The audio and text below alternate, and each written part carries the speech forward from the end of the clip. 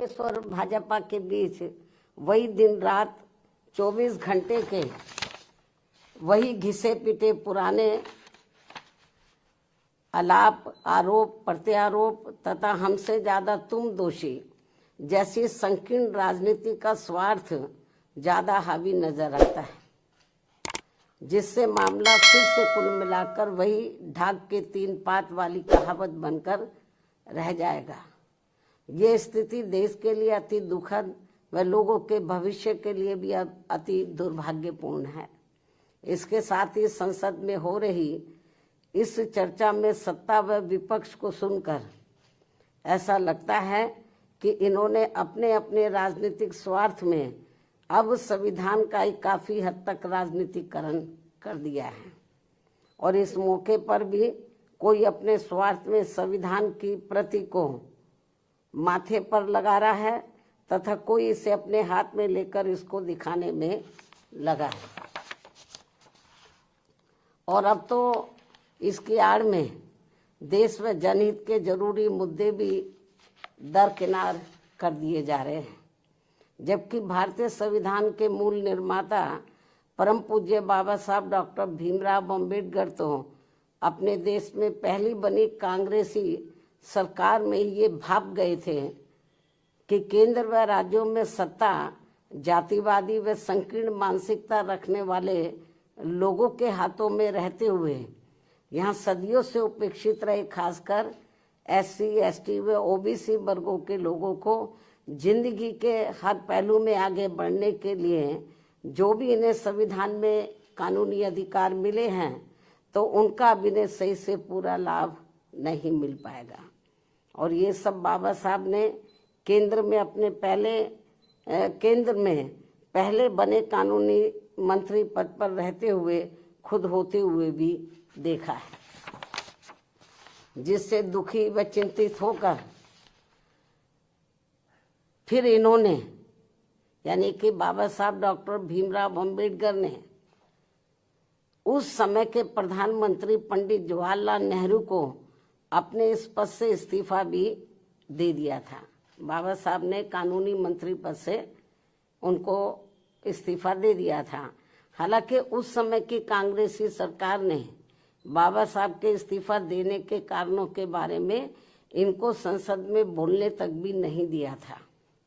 तब फिर इनको मजबूरी में इस संदर्भ में अपनी बात मीडिया में ही रखनी पड़ी थी, जिससे उस समय संविधान व इन वर्गों के प्रति भी कांग्रेस का असली चेहरा खुलकर सामने आ गया था। लगभग यही स्थिति संसद में मेरे साथ भी गुजरी है, जब मुझे अपने लोगों के उत्पीड़न के विरुद्ध राज्यसभा में बोलने नहीं दिया था और तब फिर मजबूरी में मुझे उस समय राज्यसभा से इस्तीफा भी देना पड़ गया था। इसके साथ ही बाबा साहब के देहांत होने के बाद भी केंद्र में काफी वर्षों तक रही इसी कांग्रेस पार्टी की सरकार ने इनके आदर सम्मान में इनको हर मामले में पात्र रहे भारत रत्न की उपाधि से भी सम्मानित नहीं किया था, जिससे फिर इस पार्टी के सत्ता में हटने के बाद BSP के अथक प्रयासों से ही श्री BP सिंह की सरकार में इनको ये सम्मान दिया गया था। उसी समय वर्षों से लटकी पड़ी OBC वर्गों की मंडल कमीशन की रिपोर्ट को भी लागू कर दिया गया था, जिसे कांग्रेस पार्टी ने लागू नहीं किया था। इसको लटका के रखा था, जबरन लटका के रखा था,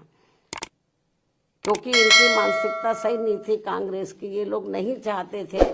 कि पिछड़े वर्ग के लोगों को भी आरक्षण का पूरा लाभ मिले। इतना ही नहीं बल्कि बाबा साहब की मूवमेंट को आगे बढ़ाने वाले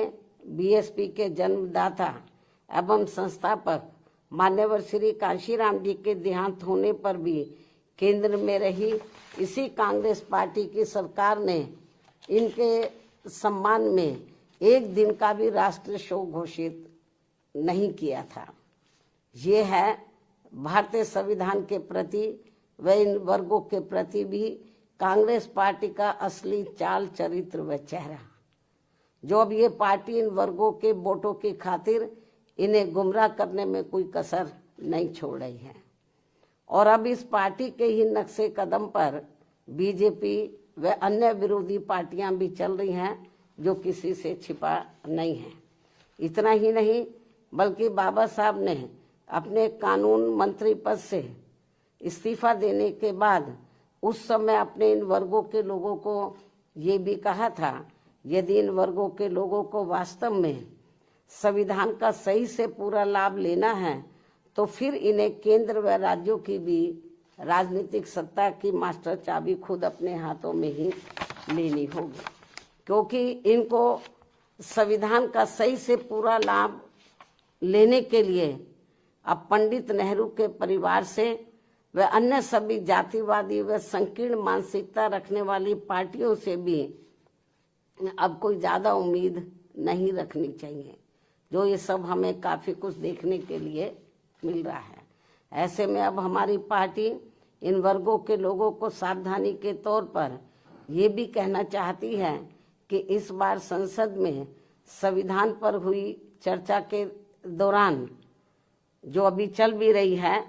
सत्ता व विपक्ष की तरफ से भी इन वर्गों के वोटों को लुभाने के लिए खासकर कांग्रेस व समाजवादी पार्टी ने देश के SC, ST व OBC वर्गों के आरक्षण को लेकर काफी कुछ हवाई बातें कही हैं, जिसमें रत्ती भर भी सच्चाई नहीं है। और यदि इस मुद्दे पर ये दोनों पार्टियां अर्थात कांग्रेस व समाजवादी पार्टी, यानी कि ये दोनों पार्टियां संसद में चुप्पी रहती तो ज्यादा उचित होता। इस मामले में इनकी पोल तो नहीं खुलती,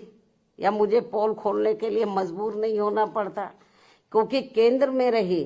कांग्रेस पार्टी की सरकार के समय में व इसी पार्टी की मिली भगत से समाजवादी पार्टी ने SC, ST वर्गों का पदोन्नति में आरक्षण संबंधी संवैधानिक संशोधन विधेयक का काफी डटकर विरोध किया था, तथा इस बिल को समाजवादी पार्टी ने संसद में ही फाड़कर इसको फेंक दिया था,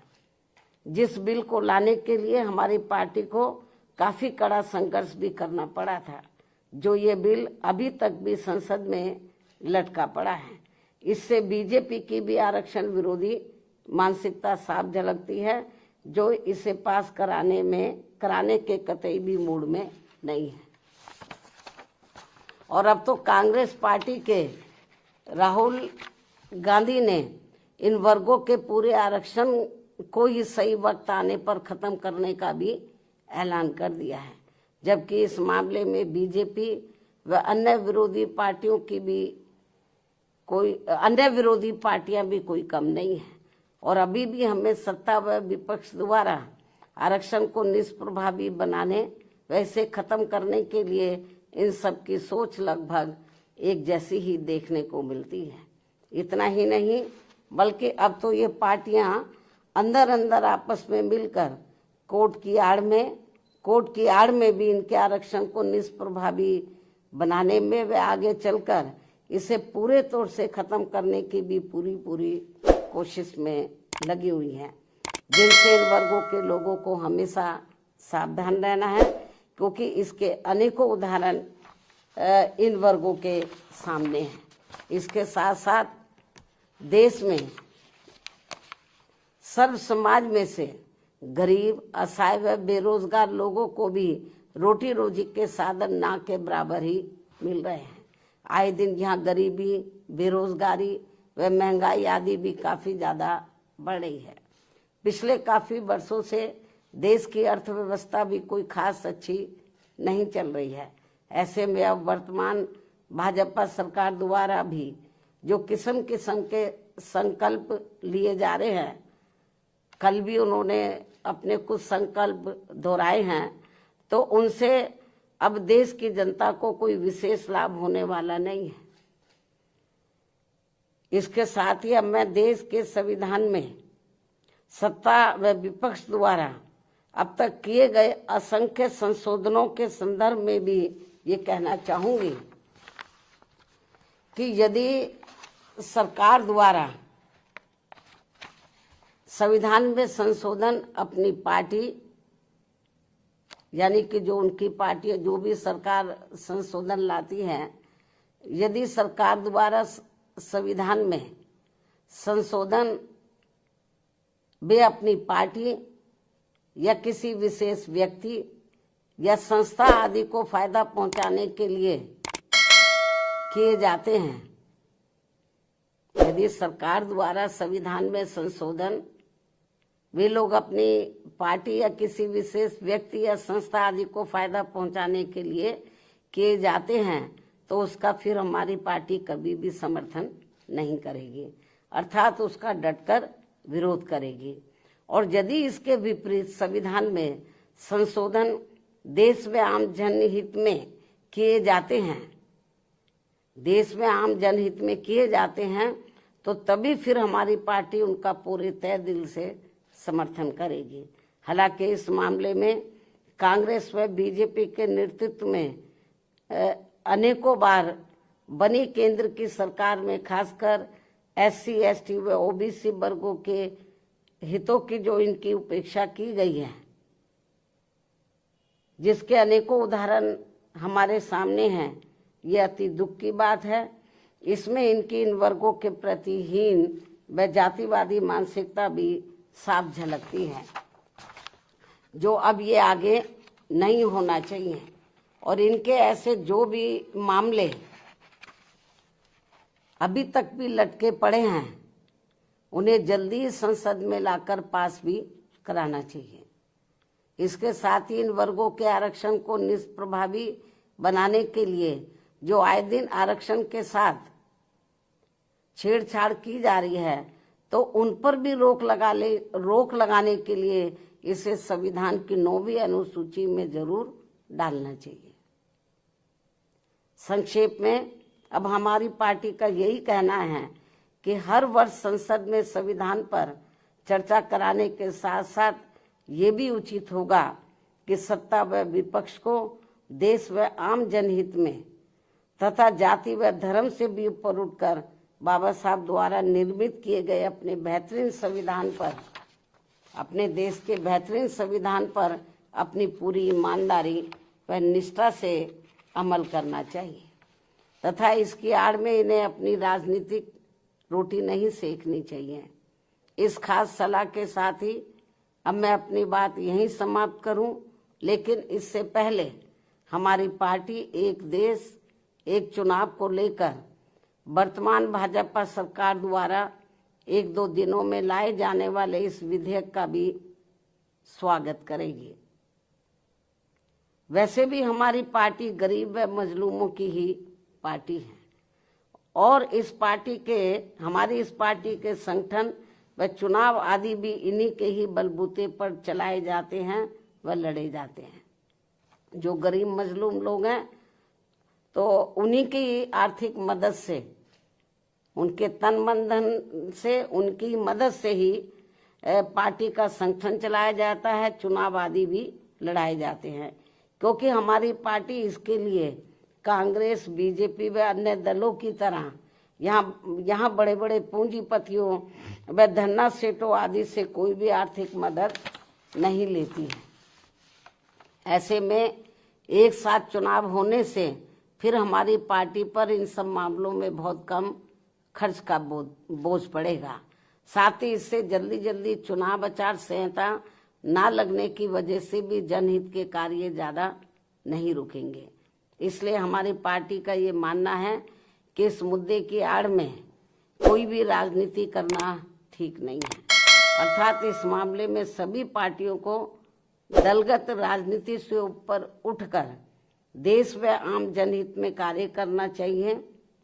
तो ये बेहतर होगा, उचित होगा। इस सलाह के साथ ही अब मैं अपनी बात यहीं समाप्त करती हूँ। धन्यवाद। जय भीम व जय भारत।